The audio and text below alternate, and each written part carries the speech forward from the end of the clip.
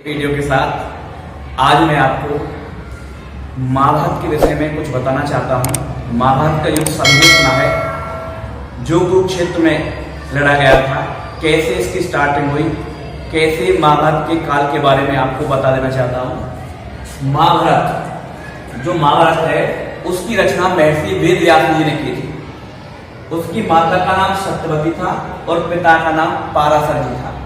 फिर दलीप जी हुए, दलीप के पुत्र प्रतीप जी हुए, प्रतीप के पुत्र शांतनु हुए। शांतनु ने 2 रानियों से शादी की थी, गंगा और सत्यवती।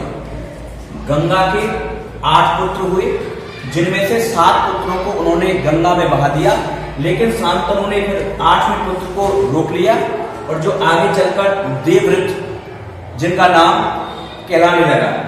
जो 8 पुत्र थे ये 8 वसु थे। फिर देवव्रत ने बहुत अत्यधिक भीषण प्रतिज्ञा की थी कि मैं आजीवन कभी शादी नहीं करूंगा, तब से उनका नाम भीष्म पड़ा। सत्यवती के 2 पुत्र हुए, चित्रांगद और विचित्रवीर्य। चित्रांगद अक्सर बीमार रहते थे और उनकी अकाल मृत्यु हो गई, तो सत्यवती बड़ी दुखी हुई।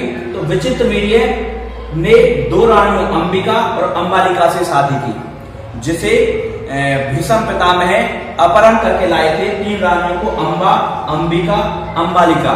जो अंबा है उन्होंने विचित्रवीर्य से शादी करने से मना कर दिया था, लेकिन अंबिका और अंबालिका ने दोनों ने उनके साथ शादी की। जो अंबिका और अंबालिका से पुत्र नहीं हो रहा था, तो विचित्रवीर्य की पत्नी अंबिका से पुत्र नहीं हो रहा था, तो सत्यवती ने फिर महर्षि वेदव्यास जी को बुलाया। तो उनके आशीर्वाद से अंबिका के धृतराष्ट्र का जन्म हुआ और अंबालिका के पांडु का जन्म हुआ। तो इनकी एक दासी भी थी, उस दासी से धर्मदेव का जन्म हुआ, जो आगे चलकर विदुर कहलाए।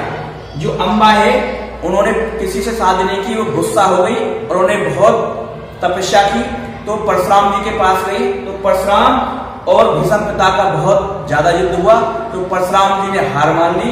तो फिर उससे कहा कि आप उसके साथ सहमति कर लें, तो फिर भी नहीं मानी। उन्होंने आगे बहुत तपस्या की और शिखंडी बनी, और शिखंडी बनने के बाद जब भीष्म पिता के सामने आई तो भीष्म पिता ने हथियार डाल दिए और उनकी मृत्यु हो गई। धृतराष्ट्र की गांधारी रानी हुई, गांधारी से उनकी शादी हुई, उसके 100 पुत्र हुए और 1 पुत्री हुई। जब उनके 100 पुत्र हुए तो कार्य करने वाला कोई नहीं था, तो फिर एक दासी थी, दासी से 1 पुत्र का जन्म हुआ, जिनका नाम युयुत्सु रखा गया। पांडु की 2 रानियां थी, कुंती और माधवी। कुंती के 3 पुत्र हुए, युधिष्ठिर, भीम और अर्जुन। माधवी के 2 पुत्र हुए, नकुल और सहदेव। फिर इन दोनों की किसी के अपने जमीन के ऊपर लड़ाई हुई, जो महाभारत का युद्ध कहलाने लगा है। तो महाभारत का युद्ध में पांडवों की विजय हुई। उन्होंने 36 वर्ष तक राज्य किया और अपने परपोते परीक्षित को राज्य देकर और वो क्या नाम है वन को चले गए। तो इस वजह से महाभारत का युद्ध हुआ था, जो हरियाणा के कुरुक्षेत्र में लड़ाया गया था, जिसे आप सभी जानते हैं ये संसार का सबसे बड़ा युद्ध और बहुत भीषण युद्ध था, जिसमें संसार की 80% आबादी खत्म हो चुकी थी। यदि आपको मेरी वीडियो अच्छी लगी है तो लाइक करें, शेयर करें, कमेंट्स करें।